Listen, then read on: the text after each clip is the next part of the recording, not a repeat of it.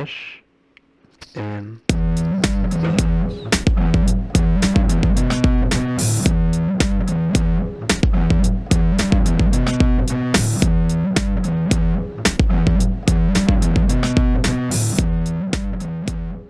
All right, welcome back to another episode of Fresh and Buds. I am your host, Tommy Fresh. You guys are all my buds.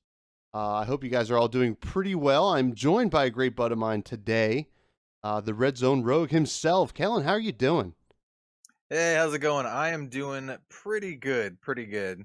How are you doing today, my man? I'm hanging in. You know, it's a cold one today in New Jersey. How you're over on the West Coast? Am I correct? You're over in Oregon. Oregon? Yep, Portland, Oregon. It is cold and rainy. That's Yeah. what it is. Yep. I guess that's probably the par for the course over there, right? Yeah. It doesn't rain as much as it used to, but recently it has been, which has been pretty nice. The last couple of years, the winters have been like pretty rough. Like instead of the rain, it's just tons and tons of snow. So got my fingers crossed that it's not going to be that this year because Oregon does not know how to handle snow. So Oh yeah. geez, yeah, yeah. We know a little bit about snow up here, but still, I mean, it's been weird every year. It seems different. Like sometimes it's no snow at all, and then it's just snow every week. So, I mean, I guess that's the way the world goes these days. But regardless of weather, we have great flesh and blood content for you guys today. We're gonna go over some stuff in terms of some heroic choices you can make, when choosing your hero in your class, when you start playing flesh and blood, or if you've been playing a class for a while and you want to switch things up. But before that, I'll talk to you a little bit about Mr. Red Zone Rogue. First of all, tell us where your flesh and blood journey began. I will try to keep this a little short because I'm known for talking for a long time. I've set a dangerous precedent on my own channel where I have interviews on and we end up talking for like 3 hours. So I will try to keep this short. Listen, you Um do what you gotta do. I watched your James White interview. I mean, listen, yeah. I could have listened to you guys talk for like hours. So you do your thing. I was like really like I'm like I got to respect his time. I know he's really busy. I got to make it shortish. It was still like an hour long, but I'm like I got to make it shortish. Um so I started in Flesh and Blood basically late 2019, very close to when the game first launched, right after Welcome to Wraith. Some content creator friends of mine who don't really do anything anymore, but they were called the TCG Scrubs. They got a package from Legend Story Studios about this game called Flesh and Blood, and I watched it and I was like, "Yo, that looks awesome!" And I was like, "Hey guys, tell me more about this game. I really want to get into it." And they're like, "Yeah, it looks like it's up your alley." And then they gave me the contact information for Legend Story Studios at the time. And so I reached out to LSS, um, and they were like, "Hey, yeah, we'll send you a package, like a little starter kit to get you started." And it took a little while because it was from New Zealand and all this kind of stuff. So I didn't actually get my first Flesh and Blood stuff until let me think, January, February, March. I think it was like late February, early March of 2020. They sent me an alpha booster box, 4 of the welcome deck or the hero decks, um, 2 playmats, and I think that was it. But it was enough. And That's pretty generous. yeah, That's awesome. I was actually really blown away. This is one of the things that really got me hooked onto Flesh and Blood to start with. At the time, I was a smaller channel. I think I only had maybe a couple thousand subs, maybe like 2 or 3. I don't remember exactly how much I had at the time. But the fact that I don't want to say believed in me enough, but the fact that they thought it was worth it to send me all this stuff, and that they valued my input that much, really said a lot about the company. And yeah, I was honestly blown away. They were super cool to me, super nice to me in a way that no other company had ever been. And so I checked out the game. I played it with my partner Robin. She beat me in our first game. I played Katsu. I played the Katsu hero deck. She played the Dorinthia hero deck, and she beat me in our first game. It's Um, nice. the fact that she really liked the game was a huge selling point for me as well, because Robin is not a competitive card gamer. She likes board games and tabletop games and like some video games and stuff, but she's not really into, like, wasn't into Magic or anything like that. Um, and then that plus the lore and the art really sold me. And then the fact that the company was so cool. And so I reached out to them again, and I'm like, the game is awesome. I really like it. I would love to do more stuff with you. If you're going to do spoilers or whatever, I would be super cool. I mean, I would be very keen on doing that. And so they sent me a spoiler card for Arcane Rising. And that the rest is kind of history, you know. What After now? that, I got into Arcane Rising in a big way. I bought like, this is the most of any card game I've ever bought. I bought like multiple cases of Arcane First Edition, like, which is something I've never done before. Because like for Magic or whatever, even when I played like competitively, I'd only buy like maybe a box, 2 box, and then just buy singles.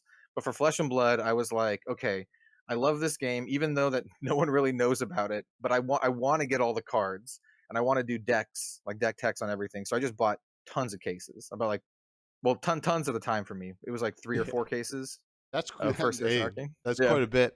Well, first of all, I want to harp on the point that it is interesting. I mean, first of all, the amount of, I guess, importance that LSS placed in you as a content creator, which is amazing, Yeah.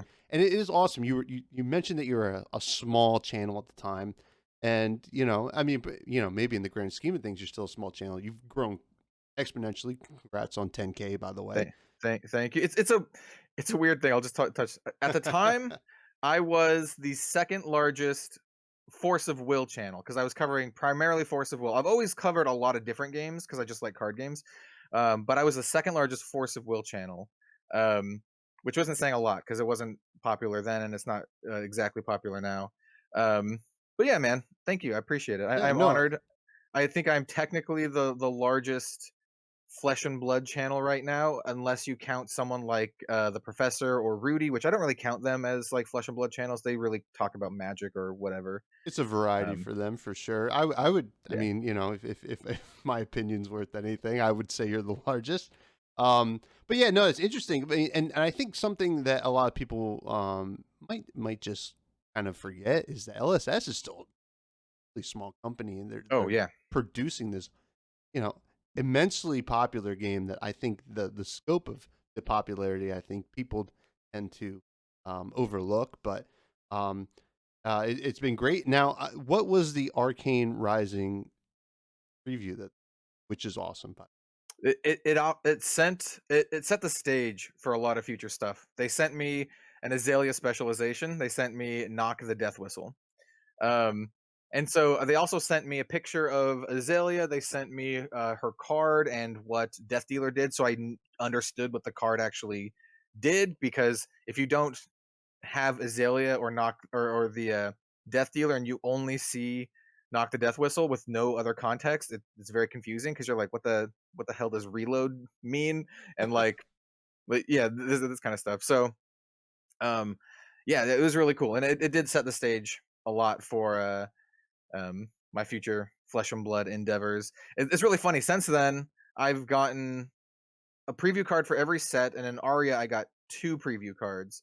Um, all of them have been Ranger if Ranger is available in that set. So every single one of my preview cards is Ranger, except for the Monarch preview card, and there's no Ranger in Monarch. They gave me a mutated mask for Monarch, which is funny. So I'm very curious to see. I have no insider information on this, but I'm very curious to see if they give me another Ranger card for Everfest.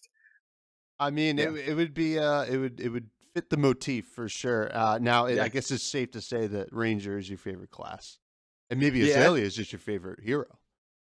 I it's close. The hero thing is close. I think Azalea is it's close. Ranger is my favorite class for sure. Mhm. For heroes, I really like Lexi. I really like Azalea. I like Viserai actually as well. Viserai was one of my early favorites. And Dorinthia was also another early favorite of mine. Those I would say are my favorite heroes, just kind of in a vacuum. Um, I obviously have a lot of personal ties to just Ranger in general, but yeah, I do love it. Um, Well, so yeah, I would say that. yeah, that's great. And now, take me through, how did you know that that first preview card was coming towards you or to you, like in the mail? Did you know that was coming? So the first one, they didn't actually mail them out, but basically I reached out to the his name is Ian Kenderdine. He's been a recurring guest on my channel. We play games and stuff. He was the community manager for Flesh and Blood at the time, and I reached out to him and I was like, hey, if you're gonna do spoilers, I would love to be involved. And he was actually like, hey, we don't have any right now, but I'll let you know if someone backs out or something comes up. And apparently someone backed out, and so they're like, here you go. And it was a sweet card too. It was a super rare. It's a specialization, um, and I was very thankful for that. Um, yeah, That's I have not had any say in what card they give me except for Aria. And Aria, literally James White was like, "What's your favorite class?" Like he literally asked me what my favorite class was, and I was Ranger, like, right? "It's Ranger," and he's like, "Okay," and then he gave me Seek and Destroy, which I think is awesome in multiple levels. I really love that they gave me that card because it's a Ranger card. It's a Ranger card that features Azalea, and it's a reference to a metal song, Metallica song, Seek and Destroy. Yep, yep, yep. And I'm a pretty big metalhead. James knows that I like metal, so Oh, yeah, I thought that was actually really perfect. that's pretty awesome. Now, it's talking about these previews and stuff like that, and hopefully I get one day, maybe. Hey, LSS, if you're listening. but but it is interesting, and I think LSS really has placed an importance on content creating and building a community. And I just wanted you to speak a little bit on that in terms of how you feel. I mean, do you feel like the LSS is doing this right? Like why is this setting them apart if it is, and stuff like that. Yeah, I mean, like the whole community aspect was very, very apparent from when I first started playing Flesh and Blood. When I first even learned about it from the TCG scrubs, like I said, because one of the things they told me where they're like, "Hey, they're really cool to content creators. They're really, basically, yeah, they're just really cool to content creators," and that has been something that's just been part of Legend Story Studios and Flesh and Blood ever since I got into it, which is right at the start, basically, like right after Welcome to Wraith came out. So it's just one of their core philosophies is to just have this sense of community, right? Because the whole thing is like coming together in the Flesh and Blood under the common language of great games, but it shows through more than just the gameplay side of things. It shows through like the larger community side of things too, like everything from like content creators or even more recently like cosplayers and all that kind of stuff, and their willingness to go above and beyond, and they really do go above and beyond, is one of my favorite things about the company. And now here's another little another little aside. So I've come to know some of the cosplayers who are in who were at the Vegas event. So like Tappy Toe Claus, Olivia, and Christine. They Which did all did the a great job, by the way. amazing, a really amazing job. And I've heard from them that LSS has treated them in a way that no other company has ever treated them. Like they treated them so well. They were like, um, they're like, okay, we're gonna do this cosplay, and then immediately James White like messaged them privately and was like, what do you need? Like, what design documents Wow. do you need? I'll give you everything you need. And so he sent them like lore books and like character design schematics just so they can make it. And they're like, Magic and Wizards of the Coast has never given us anything. Like anything at all. They just go for it or whatever. And so I think it's stuff like that that really speaks to not just like the community aspect, but also like the real passion behind the game from the people who make it. So yeah, Absolutely, and it does set them apart, and I think that's really important. I think it does show some strength and promise in the future of the game. Now, you've also, aside from being a content creator, have had experiences as both a caster and a player. But now yeah. you were able to cast. Was it Vegas, Dallas Fort? You were at Dallas Fort Worth, Yep, I and did all of them except for Cincinnati, okay. basically. Yeah. Well, who wants to go Yep. to Ohio? No, kidding. To all the people in Ohio. Honestly, so here's the thing with that. Like, I was gonna go to all of them. They asked me to go to all of them. The only reason I didn't is because the timing for the Cincinnati event, it was really really close to Dallas. I only Hmm. had like a week in between, Yeah. and my birthday was on the same weekend as the Cincinnati one, and so I was just like, "Nah, I'm just gonna spend it with my girlfriend and my family." Um, I need time to relax anyway, so I was just like, "I'm not gonna go to that one," and that's something I told Channel Fireball pretty well in advance, and so they were able to get replacements. And then for Orlando is a funny one too because I didn't plan on doing coverage in Orlando. I told them I was like, "Hey, I've done 2 events so far. I haven't been able to play in an event. I really want to play in an event and have that player perspective because I used to be a Magic competitive player. I played a long time ago, competitive Magic, and so I was like, I want to have that player. Um, I want to have that player perspective, and they're like, yeah, that's cool. And so I went there as a player, and day one, I showed up and I went to say hi to everyone on the coverage team just because we've become friends. And I was just like, "Hey guys, how's it going? Is the setup good? Blah blah blah." Just chatting with them, and they pulled me aside and they were like, "Hey, don't take this the wrong way, but if you scrub out of the calling, do you want to come do coverage?" And I was like, "Yeah, yeah, I will." Um, so I ended up scrubbing out. I did okay. I went 3, 2, 1, and then dropped, and so I ended up doing coverage for finals, which was awesome, like the top eight. So doing Amazing. coverage, only coverage for the top eight was really really cool. They called that it's another little thing that they told me. They called that the LSV privilege. And if you don't know, Oh yeah. LSV Well, is a competitive Magic player who also does coverage. Um, and the LSV privilege is being able to play in the event, scrub out, and then still being able to do oh yeah, oh commentary. yeah. Well, So, it's funny. I did call out LSV in the last episode because I was calling out his opinions on turkey on Thanksgiving. But oh, it is what it is. I mean, I don't know LSV personally, but I had to take some shots. But hey, listen, you got the LSV privilege. But that's awesome. We actually we got to meet in person. Ran into you at Orlando, which was awesome. yeah. It was a great event, honestly, and super stoked for any kind of announcement they have any day now. LSS for some I announcement on 2022. I'll tell you what, man. Like, I have my fingers crossed for that. As someone who does the coverage, I don't actually know. Like, I'm not just saying this because they told me and then told me not to say anything. I literally don't know. No one in coverage, and a lot of people in the events, and I would assume almost everyone in the event side, we don't actually know. We would guess. We were talking about this at one of the after party in Orlando with Hmm. all of the Channel Fireball people. We would guess April, but we have literally no idea. Oh, And we April only for the amount of when the events start. yeah, as the earliest.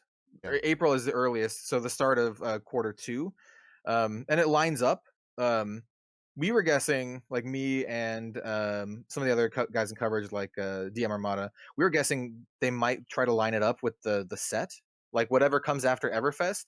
They Hmm. might try to line it up and have a Vegas style thing where they have like a set release, world premiere event kind of thing, and then also like a calling or something like that. So that's our Absolutely. guess. We actually don't know. Who I think it knows? would be cool.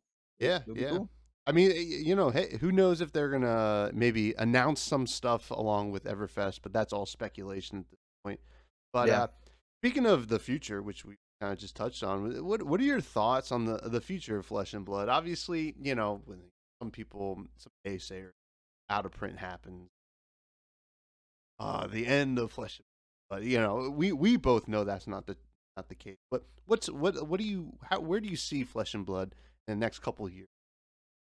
I think Flesh and Blood, and this is obviously bias on a few levels. Flesh and Blood is literally my favorite game. I love card games. Talk about a lot of card games on my channel, just a lot of variety. But I love Flesh and Blood.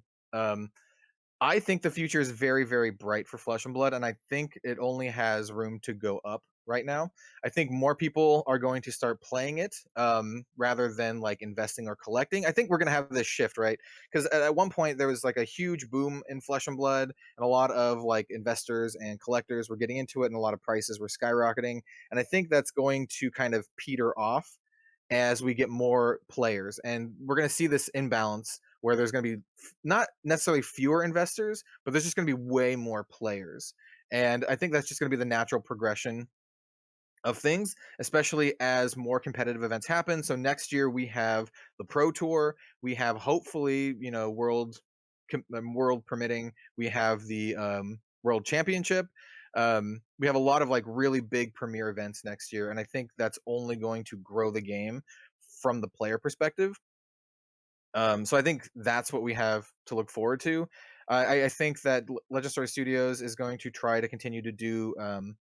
James said they want to do 3 sets a year, and I think that's great. 3 sets a year is fantastic, and I Mhm. hope they just able to do that and do it consistently.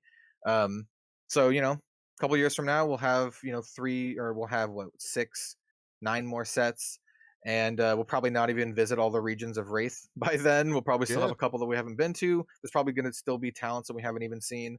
So even like 3 years from now, there's still going to be a lot of like exciting new stuff for the game for fans of the game, and I think the competitive side is going to be just even better because I know that like on the coverage side of things, Vegas it wasn't rough, but like it was a little it was a little rough. Like Yeah. they didn't ship us one of the containers for the gear, right? So they had to like a lot of the tech guys had to improvise, Oh and boy. we were trying to do. I say we, not really me. I'm just like sitting there. I'm like, yeah, that looks good, or like trying to get it. Um, they're trying to make it so that we have card pop-ups while doing coverage, but there's like been some technical things that make it so it's like either too slow or just doesn't work very well. Like that's just going to get better, and I think all of this stuff is just going to make it so Flesh and Blood is just gonna keep growing. I think I had Zach Bunn on the channel. He's one of the guys from Team Covenant, and we were chatting, and I threw out the idea of like I was like, I don't know if it's there yet, but I think Flesh and Blood could squeeze on up into the big 3 and make it into a big 4. And Zach was like, no, it's big 4 right now, calling it. I So mean, you know what? Honestly, speaking from personal experience, I was and I would still say am a long time Magic the Gathering player. You know, I had no interest in anything, and I played one game of Flesh and Blood, and there has been nothing that's really captured me like Flesh and Blood. So yeah, if if I'm to believe that I am like the average player, I hope I am. I hope that it captures the hearts of a lot of players out there. So, you know, and I want to make a point based on what you said about a missing container for the yeah, coverage at Vegas. As a viewer, I couldn't tell the difference. So, you know, that's good. That's good. They really had to improvise. So yeah, they did yeah, a they great do job. a great job. Like I know like a lot of the faces of the coverage get more attention, like me or Tannen or Hmm. Dear Ramada, but the guys in coverage do an amazing job, and it's the same guys every single time, Yeah, So I don't know if they're listening or whatever, but I just want to give a shout out to Jeff Foster and BJ, also known as the Biscuit Jesus. Um, those guys are the guys who basically run the show, and they do a killer job. So love to hear it. and Jeff they're Foster and the Biscuit Jesus. Shouts to you. yeah, and they both come from. I mean, obviously they're in Channel Fireball coverage, so they come from Magic coverage and all that kind of stuff. But they do an excellent job, and they're great to work with too. They're like super cool dudes. So yeah, Awesome. Well, I got some listener questions for you from my yeah. the Discord, the buds as we call them. The first one is Caleb. He's an active member in there. He asked, now that we are in Blitz season, for Oh yeah. skirmishes or for skirmishes and armories, which hero do you think is gonna be a hidden gem, shake up the meta? Ooh, okay. There's two ways for me to think about this. One, I really like Shiana. I've been playing Shiana in Blitz, and I think she's way better than people give her credit for. She's not great. I'm gonna put that out there. She's not great, but you Hmm. can do some fun stuff with her that you can't do with any other heroes. And it's like the only place you can really play her, other than like Ultimate Pit Fight. Hmm. Um, and I also think skirmish season and Blitz. That's a really good time to experiment and have like just fun with these kind of like wacky off kilter decks because life totals are so much lower in Blitz, where you can squeak wins where you normally wouldn't be able to in like class constructed. So I really like Shiana, and then I don't know if this is popular consensus or not, and this is maybe just because I'm a Azalea fan. I legitimately think Azalea is very good in Blitz. Yeah. Like she's very good because you can pump out tons of damage. You don't need to block as much, which is one of Ranger's biggest downsides. And she has these really powerful on-hit effects. So I think Azalea is actually pretty good. So You heard it here, folks, or here first, folks. Azalea, maybe Shiana, possibly. Now, Shiana's fun. Shiana's fun. yeah, I've built two Shiana decks, very different, and they're both really fun to play. I did watch your play video with Shiana versus Ian, right? He did for 10K. Yeah. That was a Yep. fun video. I If I open a Shiana, I would definitely build her. I got lucky. I think I talked about it in that video. I got lucky. I bought a Shiana for like $40, like the Oh week my before, the out of print announcement happened. Because basically what happened was like I just looked at the prices because I was like, okay, what cards do I not own? And I only not own like 3 or 4 cards in the entire game. And I was like, what cards do I not own? Shiana. How much is Shiana now? It was like $60, and I'm like, all right, I need to go get one. And then I looked on the Facebook Marketplace, and one of the guys from Magnolia was selling one for like 40 something bucks, and I'm Oh, like, perfect. I'll take it. I'm like, I'll take it. Yeah. Oh man, that was a good spec there. Yeah. The next question we have is from Az from Go Again Gaming. I don't know if you're familiar with Az. He's a great content Yeah. creator. We've had him on the pod. He says, "We all know you love Azalea. Yeah. Heard. So, what do we need to make Azalea great? What's the main thing that the original OG Rangers could solve her issues?" Ooh, there's a lot actually. I talk a lot about how much I love Ranger and Azalea on my channel. Perhaps I don't talk about the weaknesses enough, just because I don't consider it like fun content. But Yeah.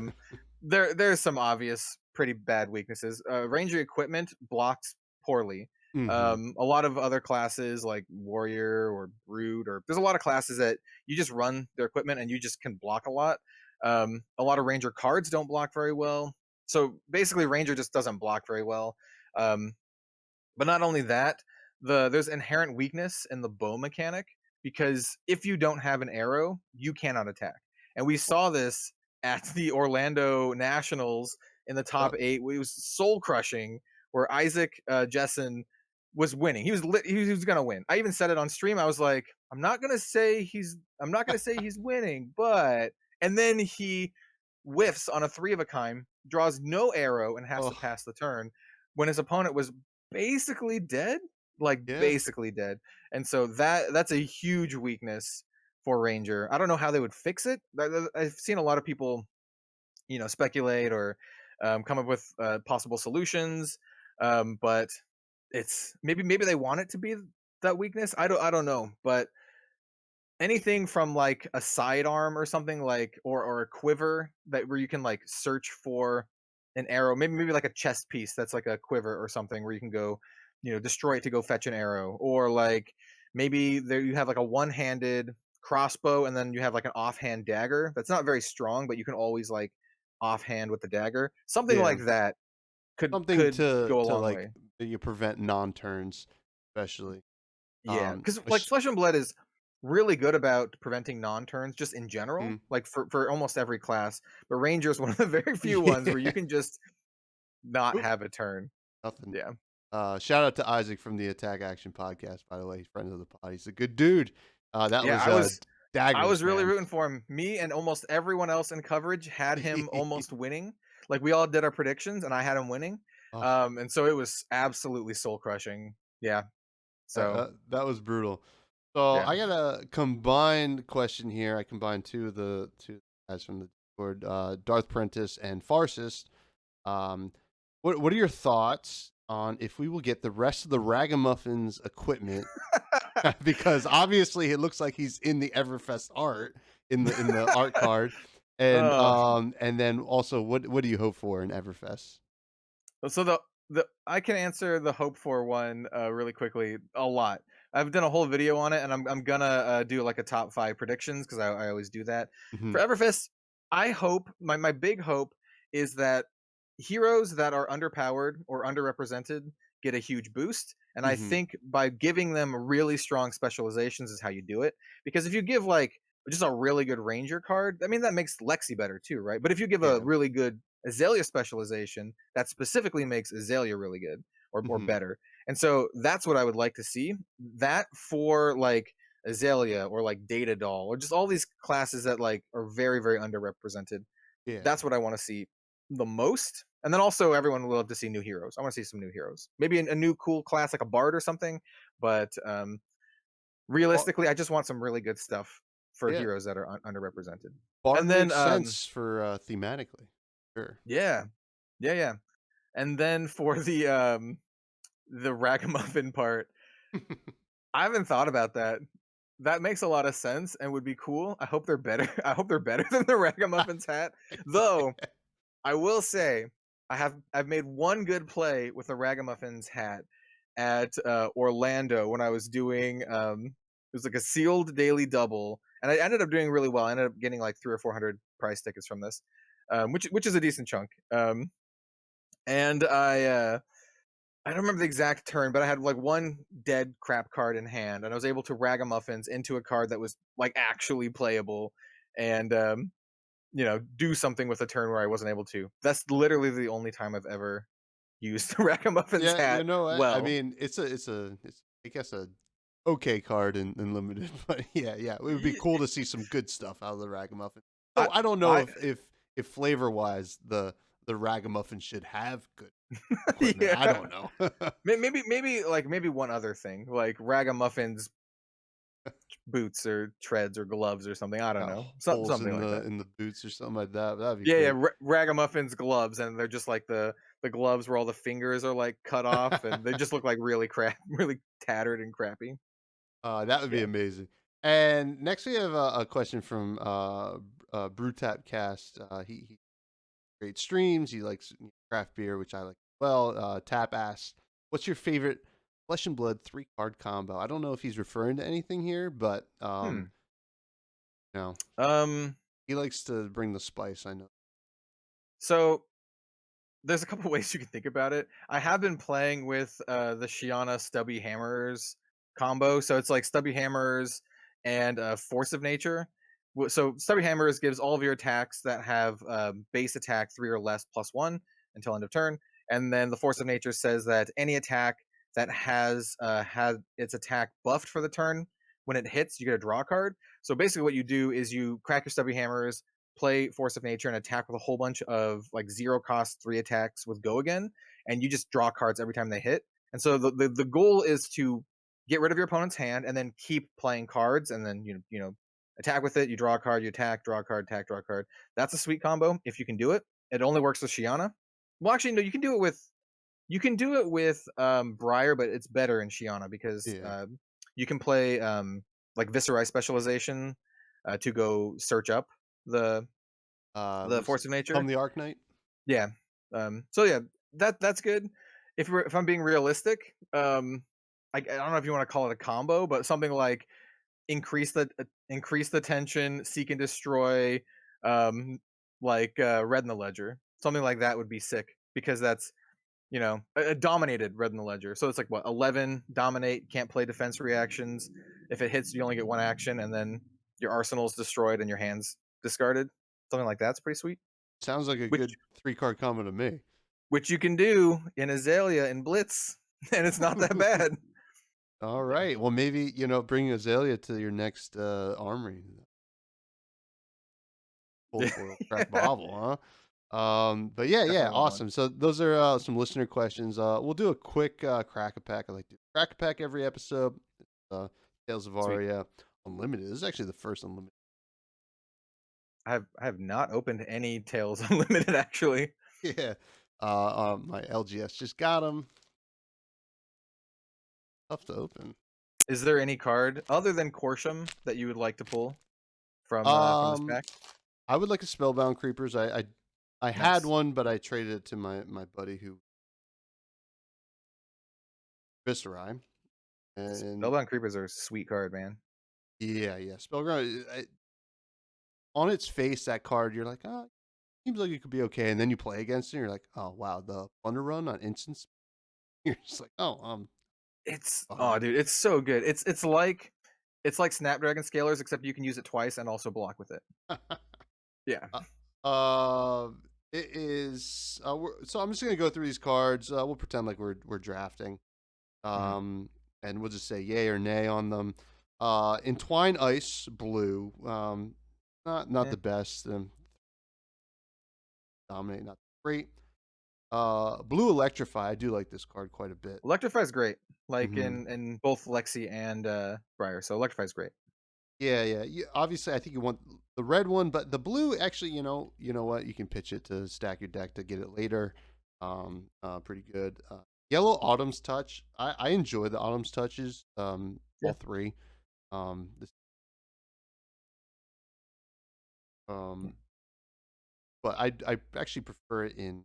I usually force Oldham Okay. instead. I to no surprise of anyone if they've been listening this far, I like to play Lexi a lot in draft. I'll play whatever is like coming to me, Hmm. but I end up playing a lot of Lexi. Understandably. Yeah. Next we have Yellow Polar Blast. Think Okay. about that card.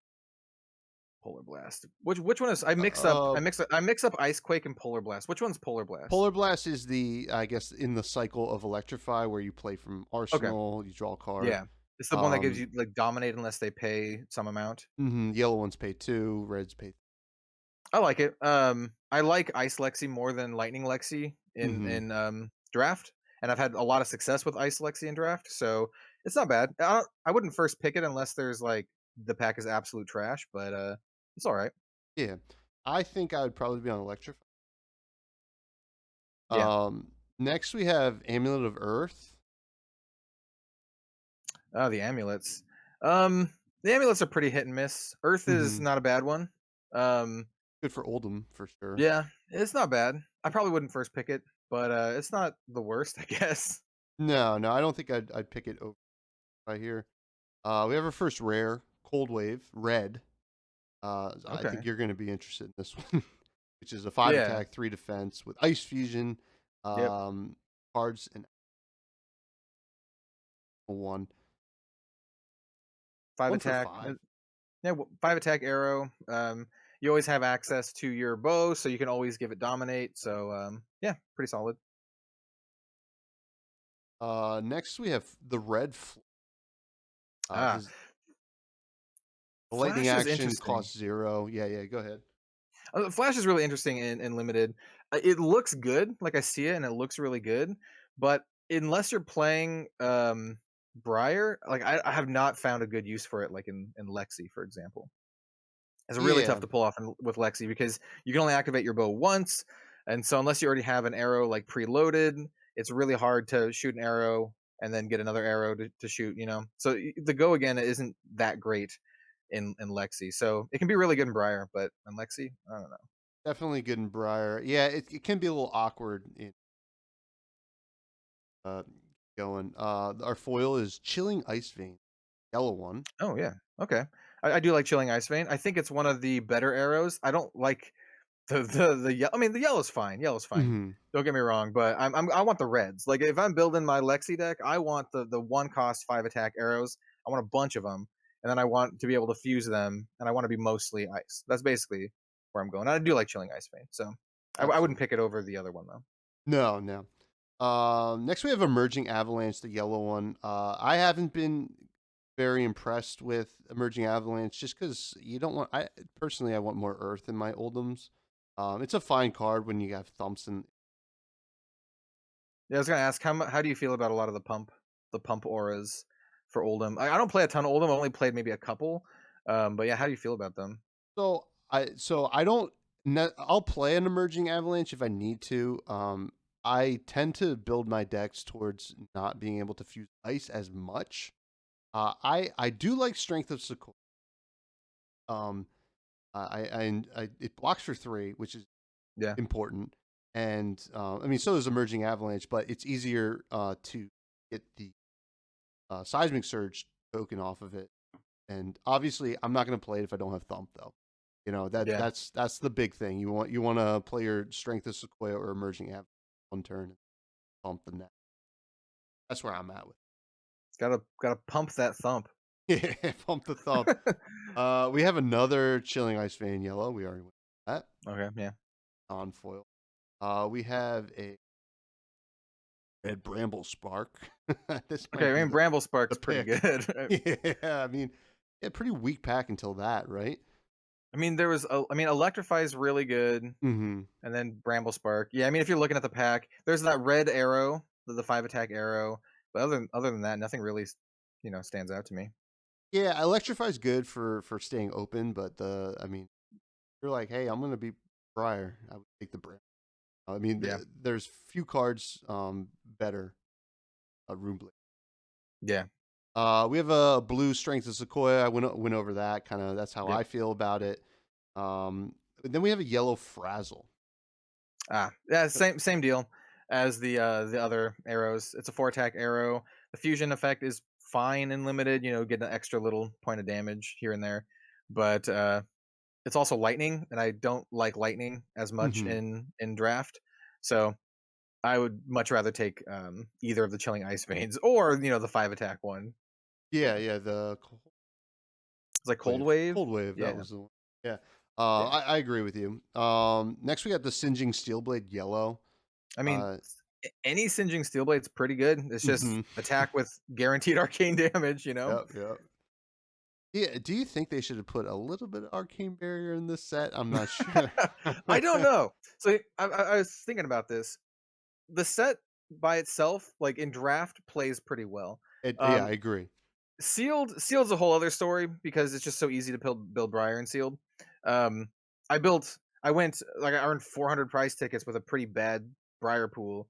Um, and then in the same pool I got 2 Oldham Majestics, and I was just like, I think I just can just do better with Briar with this pool. Yeah, But I was thinking about it for Arcane Barrier, even if there was that common, maybe at like Majestic, maybe at Majestic, but yeah, at common, I think it shuts down Briar way too much. I think the only yeah, reason Briar's like good and limited is the arcane damage.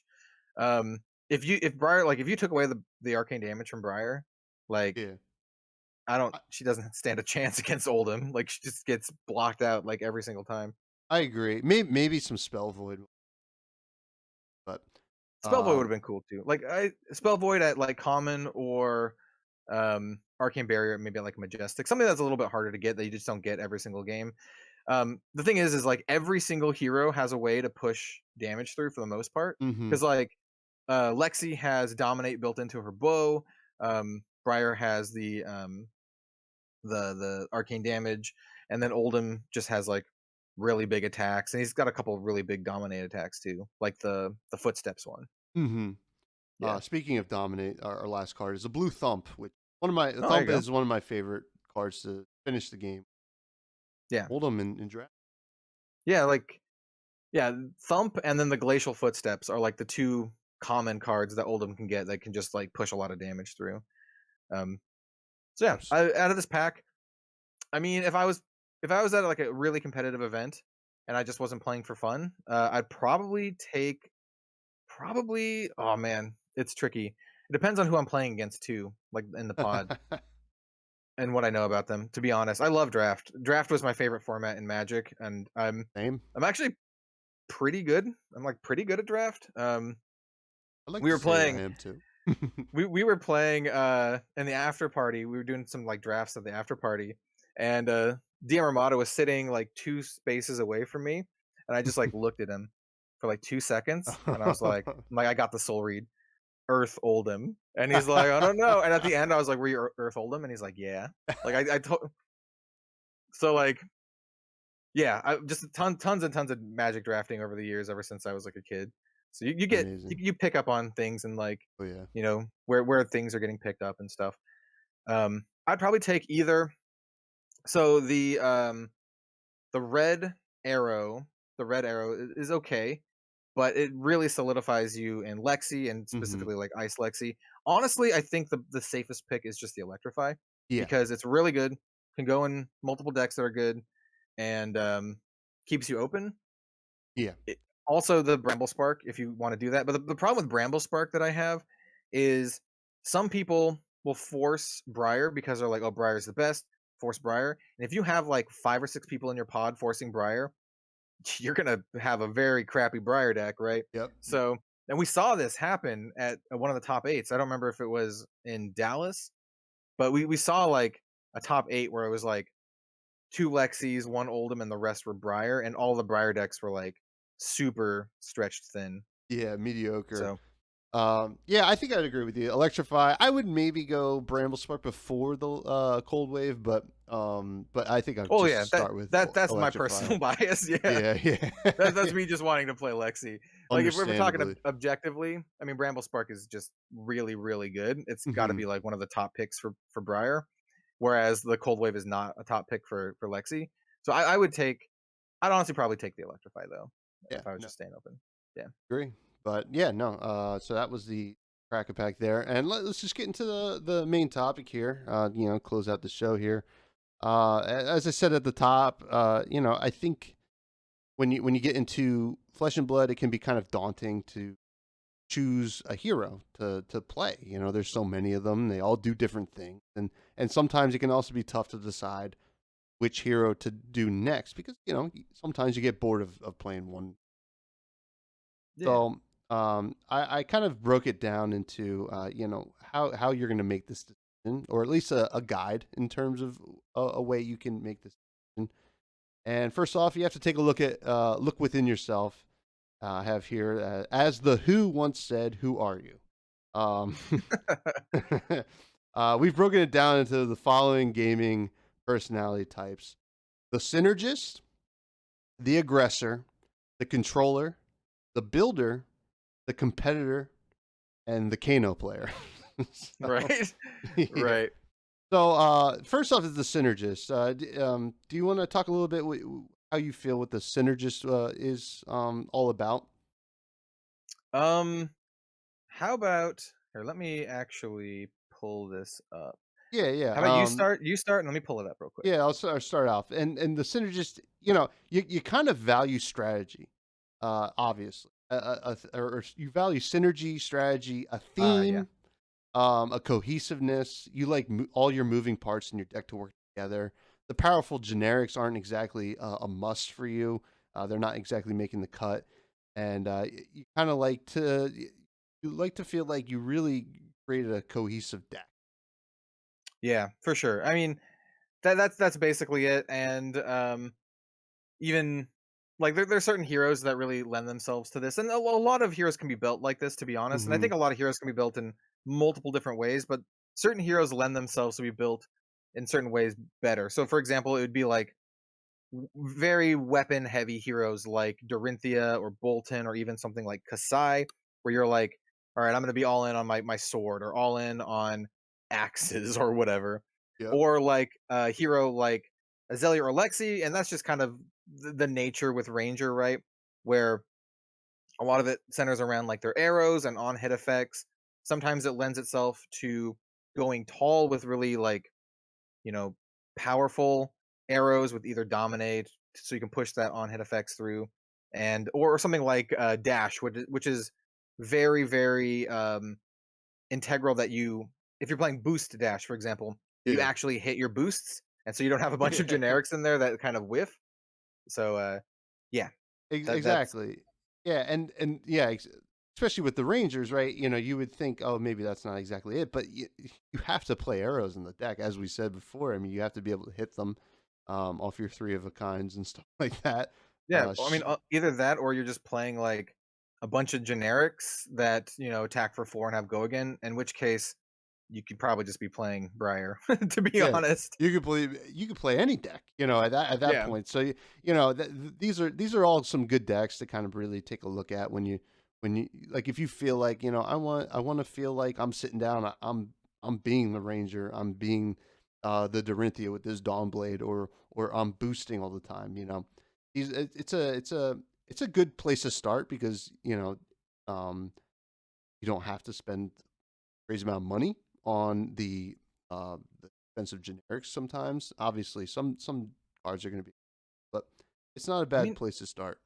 honestly, all the ones we talked about, like the Warriors, Dash Boost, the Rangers, other than the legendaries, they're all pretty affordable decks to build. Like I Mm-hmm. can't think of a ton of cards or majestics that are worth a ton in any of these decks, right? Yeah. Unless you're, putting some cheeky command and conquers in here and there. It's not really like if you're playing Dorinthia, like all in weapon Dorinthia, like what's your most expensive card in the deck? Probably like a random like steel blade supremacy or something like that. Yeah, Or like exactly. Which isn't if even you that much money. yeah, or if you put in like a random E-strike that you probably don't even need. Like so yeah, these decks are fairly like affordable too. So you don't really need a lot of the Yeah. fancy majestics. It is a great place to start too. I've always found, and however, a lot of people you're gonna know if you're the next archetype here, the aggressor, Yeah. and you want to hit hard. Being defensive isn't exactly your MO, but there are two paths you can take. However, the first option is going wide. You want to hit with multiple attacks a turn. What are some good heroes for going wide? Yeah, I mean like the premier one right now is Briar. Cheerios Briar, zero cost, whatever you want to call it, Briar, where you just have a whole bunch of attacks that cost zero that have go again, and that's about it. Like that's what you do. You play the cards that have zero cost, mostly 4 attack, and have go again. You can do that with a lot of different heroes, but Briar really excels at that. There's also like Katsu, like Hmm. aggro Katsu was the one that was like very very strong prior to Briar, Yep. and then also we have Chain.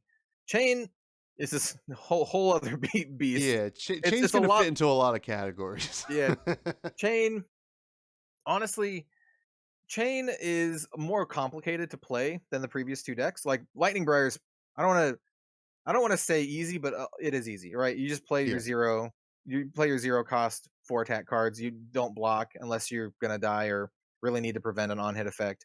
But Chain's a little different because you have to manage your banish zone. You have to sequence things properly, whereas Briar is a little easier for that. Though, yeah. but Chain can get there. Chain also has like a build up time too, Hmm. where it's a little bit slower to start, and then you just kind of like go full aggro when you start getting those really really high shackle triggers. But Yeah, yeah, I absolutely, think I and think and I and can that's still why fits the bill. chain's gonna actually gonna fit into some other Yeah. categories here. But next is the controller. If you are the controller, you are annoying. No. Yeah.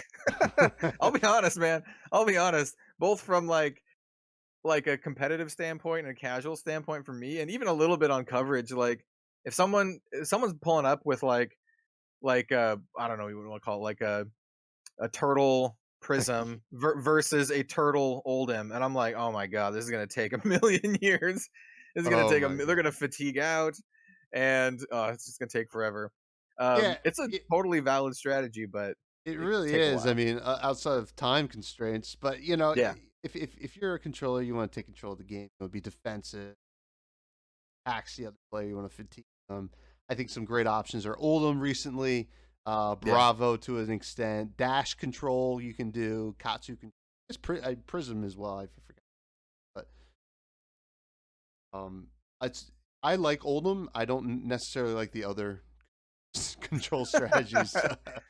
Honestly, I don't want to diminish any control players out there because I talked to them, and really really good skilled control players, especially I forgot his name, but the dude who won the calling in Orlando with Oldham. Like he was telling me Michael how Hamilton. yeah, yeah, exactly. I was talking to him a little bit after the event, and he was telling me how not only did he have to play fast, but he had to kind of like get his opponent to play fast too. Otherwise, you're going to go to time. And so that's a whole other aspect to playing these kind of controlling decks in a competitive environment Oh that you yeah. really have to think about. Um, the one that I like the most is like a really janky one, which would be like OTK style Viscerai, where all you do is block everything, just block everything and build up a rune chance until you can try to win.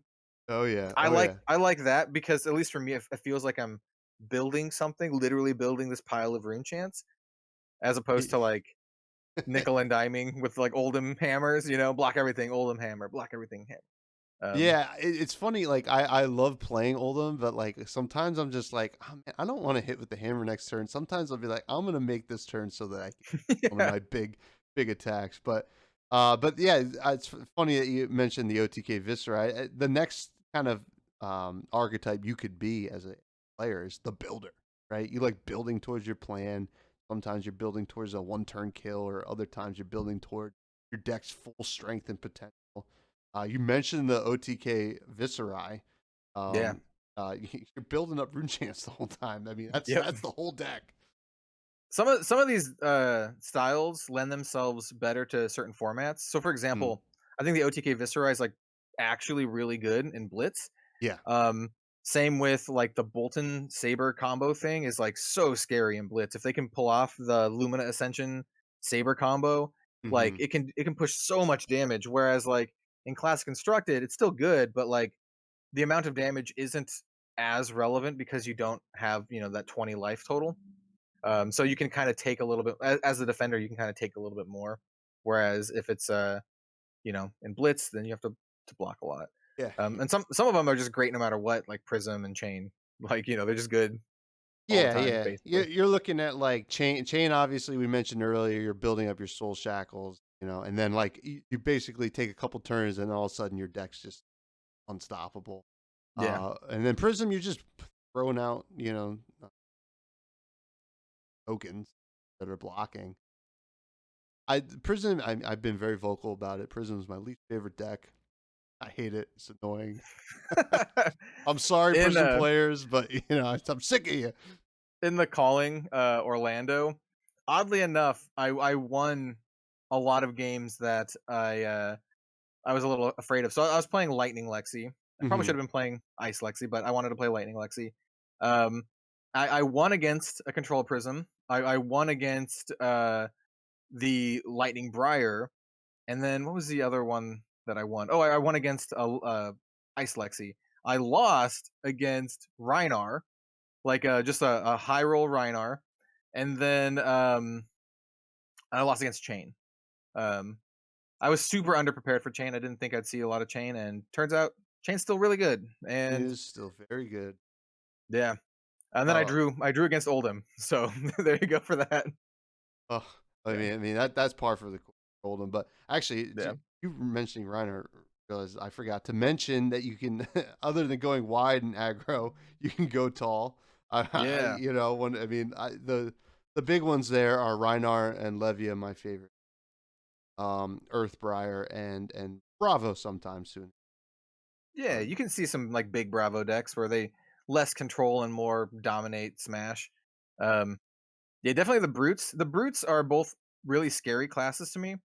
Mm-hmm. Because sometimes like they don't work very well, and you can kind of just as you're attacking them, you can just kind of like get there, and sometimes they just pop off, and it's like crazy. Like Yeah, that's my experience playing against brute. And Ian, one of my regulars on the channel, Ian Kenderdine, he's a huge brute player, and in yeah. a lot of testing for Orlando, he played a lot of Levia, Oh, and I did that's why I really played in the well. calling as well. Yeah, I did really, really well against his Levia with my or my lightning Lexi. I literally just don't block anything, and I hit him like back. Um, but Rhinar sometimes can be like super Intimidates me. gross.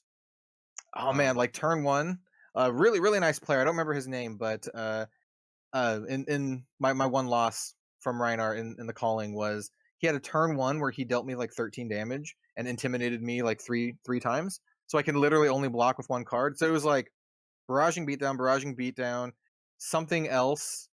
You know, it was barraging beatdown, and then attack. And it was like coming in for 13, and he also got another intimidate trigger. So it was like gross. It was just gross. Um, I mean, I love that style of play. I like hitting hard, and I like with big attacks. But yeah, you're right. It's feast or famine with yeah, strategy for yeah. sure. And I will do a little quick aside. I was playing against Dash in the calling in Orlando with Levia, and I was way ahead. Right, I was mashing it. I was like, all right, I'm gonna put him away this turn. Roll for Scabskin Leathers. Roll the one. Oh, oh no, Pop my gambler's. Roll the oh no, one. oh Take no, the take double one. take 18 blood debt. I was still alive. I survived a Oh little bit no, longer, but I was like oh 18. no. And that's another thing that's great about this game. My opponent, who he was a super cool guy, he was just like, "Oh my god!" And I was like, "Yeah, this is Yeah. crazy." I was like, "This is why I brought this deck because I hate myself, I guess." But but Live by the scab skins, die by the scab yeah, skins. yeah, yeah, Yeah. exactly. So, yeah, so that's going tall. Had to backtrack there because I forgot to talk about it. And then the next archetype is the competitor. You want to play the best deck, and that's not a Yeah. bad thing, no matter play style. We talked Yeah. about it. Lightning Briar, or even Ice Lexi or Oldham have been some top choices. Or would you I say think there any other top tier decks that a competitor would want to look at? yeah. So Chain, we've talked about Chain. Yeah, I think Chain. Chain is still very, very good. Michael Fang played a brilliant Chain deck at Mm-hmm. Nationals. There was I think those are the ones. So if I was like all in competitor, those are the Mm-hmm. ones I would look at basically.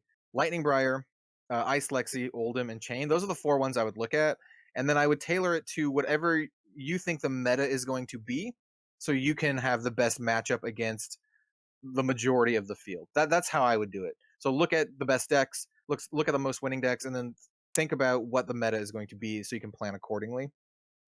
Um, so things are going to change a little bit too, right? So like Lightning Briar was super super good in the meta going into Nats because um it just didn't have a lot of control competition. We did see a little bit of Ice Lexi here or there. We saw a little bit of Oldham here or there, and we saw those decks win against the Lightning Briar. But if those decks aren't super prevalent, the Lightning Briar can just like smash Oh and yeah. just like absolutely outrace people. But if there's a lot of like Ice Lexi or Oldham there to like slow it down, then it might not be the meta call. Um, so those are the decks I would look at, and I would you know tailor your decisions based on that. Yeah, it seems to be a like a rock paper scissors Yeah, competitive play, which is kind of cool. I think that is a sign of a healthy format in a way. I think so too, and I think this is gonna jump a little bit onto like Everfest, but I mean we have Everfest coming up in like Mm, month ish time period, and it's gonna add a whole bunch of new cards, and the meta is gonna change like drastically. I I think. can't wait. Yeah, I think it's gonna be sweet. And the final player, the Kano player. So So yeah, I you're did not in a certain box here. I did want to mention Kano because I believe Kano just win a nationals? Italy Like National Championship. that's Pietro insane. Gerletti, the Arcbound geek, he is a YouTube. Yeah, that's insane. First of all, huge congrats. And second of all, I can't imagine like your opponent's reaction every time you like clapped him with Kano. Oh Like they're god, like, he went you undefeated, I think. you have to be terrified. If you are going into the top 8, you sit down, pardon me. You sit down and your opponent is like Kano, and you're like, wait, what? You're in the top 8? Like you have got to be absolutely terrified because Kano is scary. Oh, Like it so doesn't scary. really get there a lot because it's a complicated class to play. Like It Wizard's is. really, really complicated, but when it can get there, man, it is terrifying. And like someone who's like really good at piloting it, it's like for people who've played like competitive Magic out there, it reminds me a lot of like Storm, Yeah. right? So Yep. you either pop off and you win, or you do nothing. That's Yep. kind of what Kano is. It's like you do a whole bunch of stuff that adds up to nothing, or you just like do a whole bunch of stuff and you just win. Um, Yeah, very and skill intensive, very feast or yeah, famine. A lot of wacky things. You like to take a lot of risk. I mean, Kano's your guy, right? yeah, and I think Kano more so than any other class right now is an amazing meta call because Oh almost yeah, no one is running Arcane Barrier in their loadouts. Um, it's something we were talking about in coverage because we did feature one Kano game in Nats, yeah. and we're like, if this guy can like continue to win, like no one is running Arcane Barrier. Like it's just free damage. Um, so yeah, I think Kano Is is very very interesting, but it's not it's free damage if you're good, right? yeah, You can't yeah, just yeah. you can't just be like, this week I'm gonna play Kano and then net deck and then roll up with a Kano deck. It's gonna be very difficult for you to do that. Yeah, there is a learning curve. You have to know what you need to hit back, and Yeah. and stuff like that. I do want to give a little quick aside, and I mentioned it before. I would say that Levia also checks the risk box too, based on how Both much brutes, both brutes. Yeah, for sure. based on how much blood that I've taken over the Yeah, the I months. think Levia more than Reinar, because when Reinar whiffs, you just pass your turn. When Mhm. Levia whiffs, you Like, pass oh, your I'm turn dead. and you eat like 20 damage. Yeah. Yeah, so Uh, that is all the kind of type of players I would say that are out there. You would know this from like different games, or whether it's Magic or board games. Like these are all different styles, and this is nothing of this is set in stone. It's kind of a guide if you want to try anything out, or if you're just getting into it. Um, yeah. Very grateful for the Red Zone Rogue here. Come on to the podcast. You've been great. Can you please plug anything you got going on right now? Obviously, have you this great YouTube channel? That Yeah. It's very well. First of all, thank you. Thank you for inviting me on here. It's absolutely. been a blast just chatting about Flesh and Blood and all this kind of stuff.